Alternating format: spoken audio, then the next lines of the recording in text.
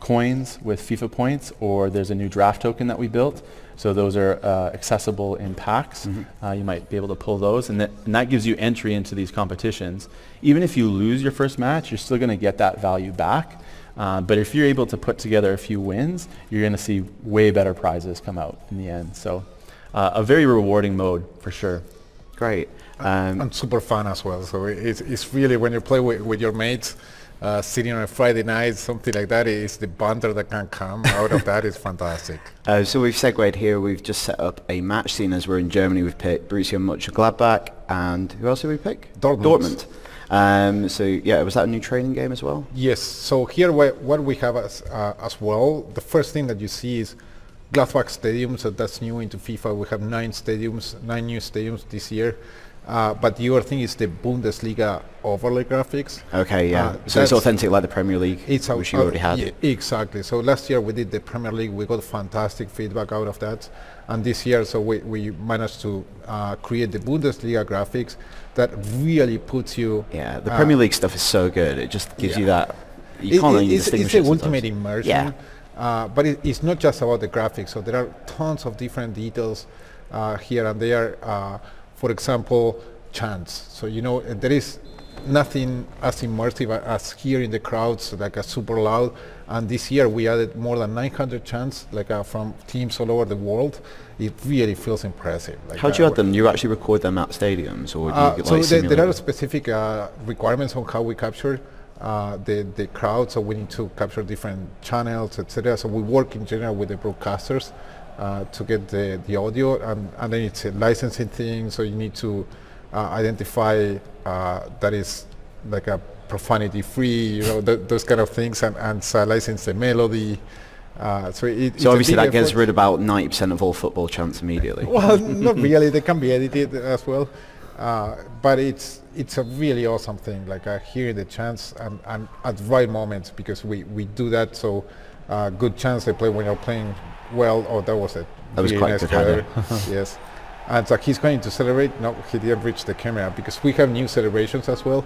And some of those, when you can run directly to the cameraman, that they're having the handycam around there, and you do stuff for the camera, and you see that, or you can go and celebrate with the subs. But we can talk a little bit more about general gameplay. now. Yeah, is there anything like in FIFA 15 that you kind of wanted to address going into 16 particularly? Yeah, the main piece of feedback that we got was that when playing online, players like Cristiano Ronaldo and Bale, like super speedy wingers, they were extremely difficult to stop. Yeah.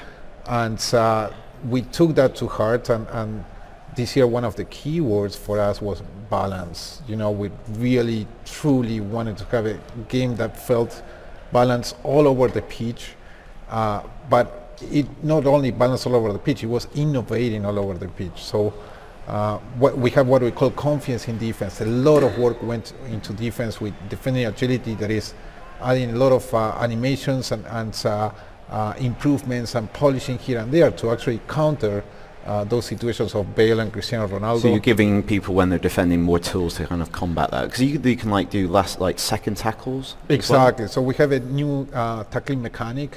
So when you slide tackle, so when you're on the ground, you can press it again, and the player will get up. Yeah. So it really brings slide tackle to become useful again. Yeah. In a sense, it was a hit or miss. So people stopped using it a bit because it was too harsh, the punishment for missing it. But now with this extra opportunity, in a sense, you want to use it again. But it's not just about that. The players are much more intelligent in terms of deciding or realizing when there is going to be a ball possession change, so they come back faster to position. They are much smarter into deciding to mark space or the man. And in terms of the midfield and defending as well, they are much more aggressive for what is the interception intelligence, what we call. So they're really, really covering those passing lanes. So the game is no longer, so the midfield is no longer a transit zone, but it's really battle for possession again. Yeah, because I've played the game a few times, and you find that when the ball zips through midfield, you'll find a midfielder will stick out a leg, as they would do. Yeah. They don't just let it go by them. Yeah, it's true to real life, and really wanted to bring that battle for possession back. But what that allows as well, so defending became so powerful that it allowed us to innovating to the attack. So one of those is passing with purpose. That is to counter those interceptions. So it's a new type of pass that is a low pass, very strong. That is okay. I want to send it to this particular guy, but that guy, the pass receiver, needs to be in a good position because otherwise that first touch is not that good. So it has a lot of error. It really brings a lot of all of the pieces together to make it really balanced. Is that a modifier to a regular pass? It's not a modifier. It is on 2 or right back. Okay. And yes, it's when you pass it, they are doing it right now, so you see how strong it is, and it really feels awesome. But can you do that on a through ball as well, or is it just? No, it's just with the normal ground pass. But in addition to that, into the attack, it's about creating more moments of magic. I think we're going to see another feature now that is, if it wasn't a penalty, the vanishing spray. This is used. This became so famous at the World Cup. Yes. So okay, we don't have it in the scene there, but you can see the referee walking to the wall and just doing that. So these little touches that really make the game much more authentic and immersive. They are fantastic. And as I was mentioning, like in the attack, the other fantastic thing that we did, the other innovation, is what we call no-touch dribbling. So we got inspired in Messi. So Leo Messi is a player that when he dribbles, one of the things that he does particularly well is without touching the ball, just moving his body, like doing body feinting to leave players behind. And we took note of that, and we watch a lot of football in the office. So we are from all over the world, and we watch every single league that you can imagine. And we wrote down like, okay, so let's watch League 2, League 1 in England. Argentina First Division is what I watch, and we were really noting, okay, every player, regardless of how good they are, they do it. So they do that kind of no-touch dribble is how we call it. And so Messi, Neymar, they do it all the time in a brilliant way. But you go to a League 2 game and you will see somebody doing it. And we say, okay, we need to do this. We need to do this into the game.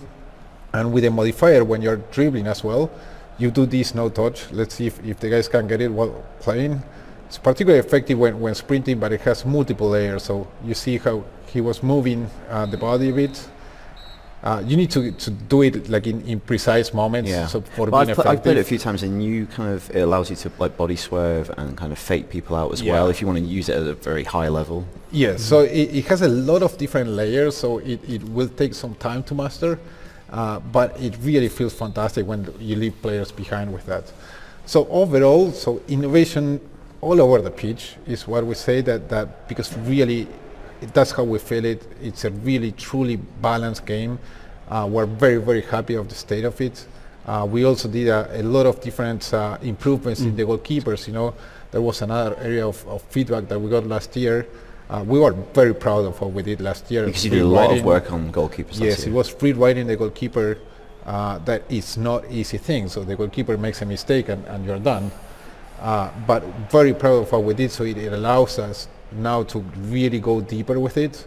We did a huge swipe of videos on that the community was sending us to just go every single issue, getting our embedded QA team, reproducing in our testbed, and just improving and fixing and polishing the hell out of all. So it's quite hard in the new game, as I understand it, to trick keepers. Like if they're backtracking to their line, the ball might not go over their head. They can tip it while running back. Yeah, we didn't have enough coverage of animation in those situations. That's what we found out after reproducing all the issues over and over. And so we went into the motion capture studio and captured more and more and more. And all of those are now there. So it's really good. It feels fantastic, the game. I encourage everyone to try it out. So if you're here at Gamescom, so you can do it in the EA booth on the show floor. So you can try both draft and normal kickoff, normal gameplay.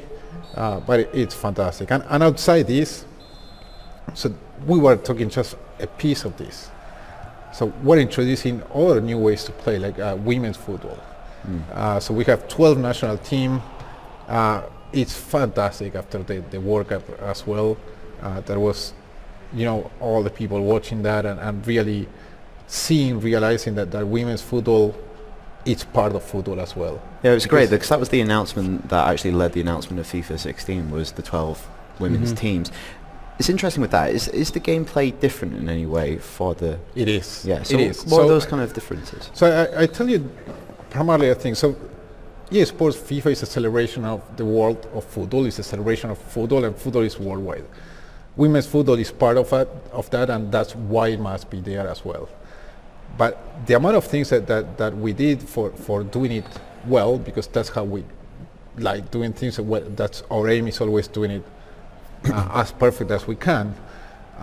So what we did is we have audio, like the crowd, that we recorded specific women's matches to capture the crowd audio and put that into the game. Player calls, just the localization of the game.